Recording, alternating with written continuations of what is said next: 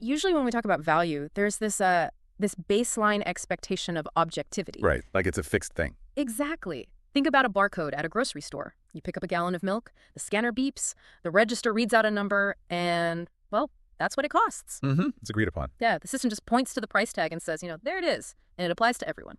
It is, it's a profoundly comforting construct, honestly. We got to navigate our daily lives relying on this idea that worth is this fixed numerical reality. A mathematical certainty. Right, a certainty that can be mutually agreed upon by anyone looking at the exact same object. But the moment you step out of that grocery store and into your own home, that whole barcode scanner reality just kind of shatters. Oh, completely. You look around at the things you actually keep near you, the objects you interact with every single day, and suddenly you're looking at a landscape of worth that is entirely murky. It gets very subjective very fast. It really does. And that is exactly why we are doing this deep dive today. We're looking at a single, incredibly dense excerpt from a text titled 1Z, The Illusion of Value. Which is such a provocative title. Right. And our mission today is to decode just one profound sentence from this text, along with the 5 specific themes the author attached to it, which are brain, consciousness, psychology, power, and possession. It's a lot packed into a very small space. It really is. I mean, we are usually overwhelmed by these massive walls of text, but sometimes a single sentence can completely reframe how we look at our own lives. And the sentence just reads, what we possess subjectively seems more valuable. Okay, let's unpack this. Let's do it, because it really is a surgical dismantling of that comforting, objective grocery store reality we were just talking about. Right, it throws the barcode out the window. Exactly. The author doesn't just suggest that our concept of value is slightly skewed. They frame it as an outright fabrication. Look at the title itself, right? The illusion of value. An illusion. Not a stake, but an illusion. Yes. And then look at the deliberate use of the word seems in the sentence. Seems more valuable. Right. What's fascinating here is that they do not say what we possess is more valuable. They say it seems more valuable. And that distinction between is and seems, I mean, that is where the entire foundation of our reality starts to wobble a bit. Oh, absolutely. The floor drops out. Like, if I look at this heavily scratched coffee mug on my desk right now. The one you use every day. Yes, the one with the faded logo and that little chip on the rim. I mean, objectively, that would be thrown in the trash at any thrift store. It holds zero market value. Zero. But my attachment to it feels incredibly real. If someone tried to throw it away, I would experience genuine distress over it. You'd be upset. I really would. So if the value isn't physically located in the ceramic of the mug, am I essentially hallucinating its worth? Well, I mean, hallucinating actually captures the biological reality of what's happening pretty perfectly. Really? Hallucinating? Yeah, because the universe, in its purely objective state, does not care about your chipped ceramic mug. Fair enough. It holds no intrinsic meaning to the cosmos. The value you perceive is a localized, subjective mental trick. Okay. You are projecting a heightened worth onto the object, and your sensory experience then reads that projection as if it were a physical property of the mug itself. So I'm basically tricking myself into seeing value that isn't there. Exactly. The word subjectively in the source text is the anchor here. It dictates that this heightened value exists nowhere else but inside the sealed, airtight environment of your own perspective. But okay, here's where I hit a wall with that. Right. If I know it's a trick, why does it still work? What do you mean? Well, with a magic trick, the moment someone shows you the hidden pocket in the sleeve, the illusion is broken, right? The magic is gone. Sure, you see the mechanics of it. Right. But with my possessions, I can sit here, fully acknowledge to you that my coffee mug is objectively worthless garbage, and yet I still can't bring myself to throw it away. Why am I bound by an illusion that I can consciously see through? Because the illusion is not a bug in your intellectual reasoning. It's a foundational feature of human consciousness. Okay, so it's not just me being stubborn about a mug. No, not at all. To understand why you can't just turn it off, we have to look at those first 3 tags from the text: brain, consciousness, and psychology. We have to look at the mechanics of how we actually experience reality. Okay, walk me through that. Think of your consciousness not as a passive camera that's just recording the world, but as a real-time 3D rendering engine. Oh, like in a video game. Precisely like a video game. Your brain is processing millions of data points every single second. Right. Light, temperature, spatial relationships, all of that. Exactly. But it cannot present all of that raw data to your conscious mind equally. If it did, you would be completely paralyzed by the noise. It would just be overwhelming static. Right. So your psychology steps in and acts as a filtering algorithm. Okay. It decides what gets rendered in high definition, right in the center of your attention, and what fades into the blurry background. That makes sense. And from an evolutionary standpoint, that psychological algorithm is heavily biased towards survival and resource guarding. Meaning the algorithm is programmed to prioritize what belongs to me. Yes. Because I guess historically, keeping track of my specific tools or my specific shelter was literally a matter of life and death. Exactly. So when your psychology processes the concept of mine, when it flags an object as a personal possession, it writes a line of code commanding the rendering engine of your consciousness to alter that object. Alter it how? Like, visually. It literally highlights it. It makes the object feel heavier, more central, more emotionally salient. You can't turn off the illusion of value for the same reason. You can't voluntarily turn off your perception of the color blue. Wow. It's woven into the very fabric of how your brain renders your conscious reality. It's not a choice. That completely reframes the entire concept of ownership for me. Well, we usually think of ownership as a legal status, right? Like a receipt in a drawer somewhere. Right, a piece of paper. Yeah. But you're saying possession is fundamentally a psychological distortion field. That's a great way to put it. Like if I walk into a parking lot full of identical silver sedans, they're just generic metal boxes. Background noise. Right. But the moment I press my key fob and my specific car chirps, my rendering engine fundamentally shifts. It snaps into focus. Exactly. It's no longer just a car. It's this hyper-salient extension of my identity. And that shift happens instantaneously. The objective reality remains a parking lot of identical metal boxes. But your subjective consciousness is rendering one of those boxes as uniquely, profoundly special. Even if it has a dent in the bumper and smells like old French fries. Especially then. The psychological filter of ownership alters the scale. It amplifies the importance of the possessed object to a degree that completely defies logic. I buy that. I can definitely feel that distortion field in my own life. And here's my next question. A biased rendering engine trapped inside my own skull doesn't really affect anyone else, right? Bro. I mean, if I'm sitting alone in my house overvaluing my chipped mug and my dented car, that's just a personal quirk. How does this internal biological hallucination actually project outward? That is the crucial question. Because we don't live in isolated bubbles. We constantly bump up against other people who are operating their own flawed rendering engines. Right, and when those individual distortion fields collide, that is when the illusion of value ceases to be a personal quirk. It becomes the foundational mechanism of power. Okay, stop right there. That is a massive escalation. Sounds like a leap, I know. Yeah, I mean, I can follow the logic from my brain rendering an object to my consciousness perceiving it as more valuable, to my psychology demanding that I keep it. But power in the real world is about capital. It's about tangible leverage. How does a subjective mental illusion manufacture actual societal power? Here's where it gets really interesting. Let's scale up your parking lot analogy to see how this mechanism translates to those last two tags in our source material. Power and possession. Okay, scale it up. Let's do it. Forget the silver sedan. Imagine a sandbox on a playground. A little plastic shovel is just sitting there abandoned. Okay, totally objective. Nobody owns it. Right. It holds zero value to any of the kids running around.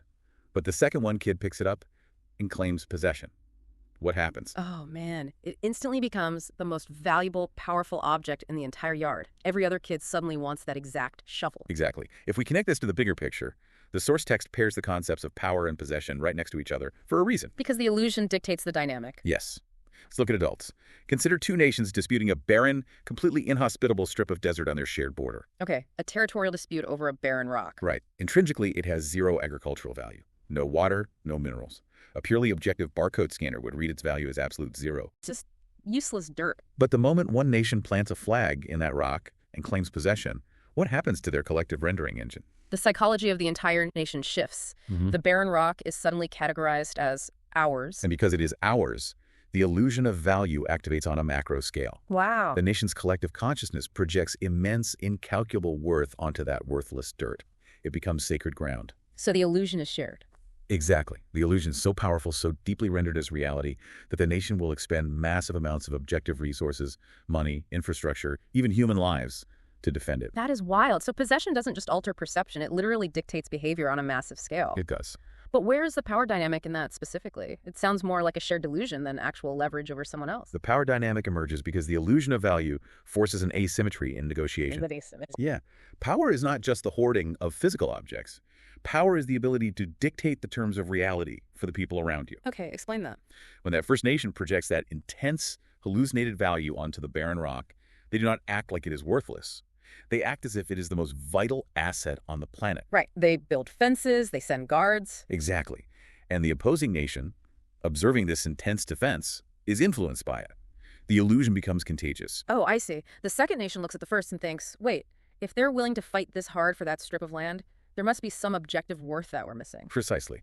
The possessor's subjective illusion forces the non-possessor to negotiate against a phantom premium. A phantom premium. That is such a good way to put it. The possessor sets the anchor.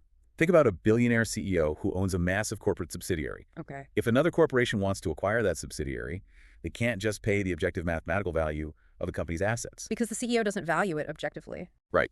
The CEO's brain has rendered that subsidiary as mine, inflating its worth far beyond whatever's on the ledger. So to acquire it, the buyer has to pay an exorbitant premium. A literal tax on the CEO's psychological illusion. The CEO holds power not just because they own capital, but because the act of possession creates this gravitational pull that warps the market around their subjective feelings. That completely upends that old legal adage, possession is 9/10 of the law. How so? Well, we usually treat that as a joke about logistics, right? Like, it's just physically difficult to retrieve an item once someone else is physically holding it in their hands. Right, the logistics of taking it back. Yeah, but looking through the lens of this text, possession is 9/10 of the value. Oh, that's incredibly true. The mere act of holding an asset generates this invisible shield of hallucinated worth. And anyone who wants to interact with you or acquire that asset has to exhaust their own resources just penetrating your illusion. That invisible shield is the ultimate utility of the illusion. This is exactly why the structure of this single sentence, what we possess subjectively seems more valuable, is so devastatingly accurate. It really is. The power dynamic of human society is not built purely on the objective distribution of resources. It's built on the psychological leverage generated by those who possess things, because what they possess subjectively seems more valuable to them. They operate with an unearned gravity. Unearned gravity. It is a staggering framework to apply to the world. I mean, we look at massive power structures, wealth inequality, territorial empires, and we try to analyze them using spreadsheets and objective data. We look for the barcode. We look for the barcode, but the barcode was always a myth. The entire architecture of societal power is resting on a localized trick of the nervous system. It forces a complete reevaluation of every negotiation, every transaction, and really every conflict. Absolutely. When you realize that the person across the table is operating a rendering engine that fundamentally overvalues their own position, purely by virtue of possession, you stop trying to argue objective facts. Right, because facts don't matter to the algorithm. Exactly. You have to start navigating their psychological distortion field instead. Man. So let's distill the journey we've just taken on this deep dive. It's been a ride. It has. We started with 8 words. What we possess subjectively seems more valuable. And by unpacking the mechanisms behind those words, we moved from the microscopic to the macroscopic. We established that our perception of worth is an active deception.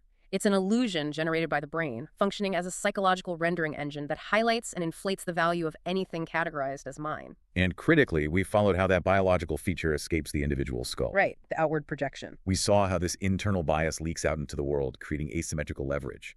The illusion of value is the very mechanism that transforms the passive state of possession into the active dynamic of power. It is an incredible amount of density packed into one idea. So I want to challenge you, the listener, right now. A good time for a reality check. Exactly. Take a moment to look around the room you are currently in. Seriously, just do a visual sweep of your environment right now. Look at your desk, the items on your The shelves. things in your bag, the vehicle sitting in your driveway.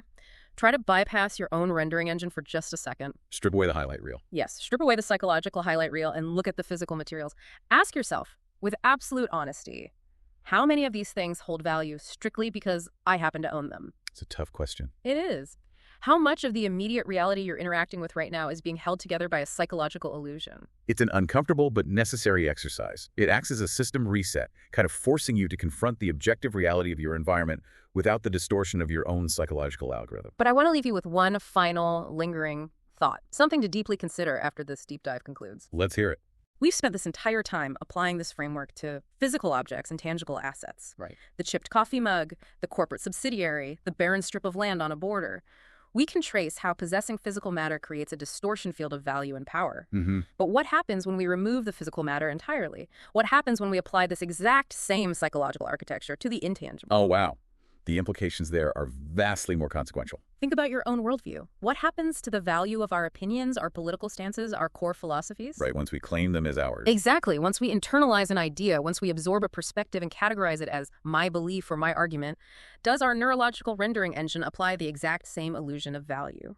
If the mechanism of consciousness behaves consistently, it absolutely must. Right. The brain does not distinguish between possessing a ceramic mug and possessing an ideology. The psychological algorithm simply detects the tag, mine. Which means we are walking around fiercely defending our own ideas, elevating them above all contrary evidence, and viewing them as uniquely brilliant simply because they happen to be ours. That is terrifyingly plausible. We assume our worldview is the objective barcode of reality, when in fact it might just be the heaviest, most distorted hallucination of them all. Yeah. If the scanner is broken for a chipped coffee mug, it is almost certainly broken for how we weigh the truth of our own convictions. Something to carefully consider the next time you find yourself defending an argument just a little too fiercely. Thanks for joining us on this deep dive.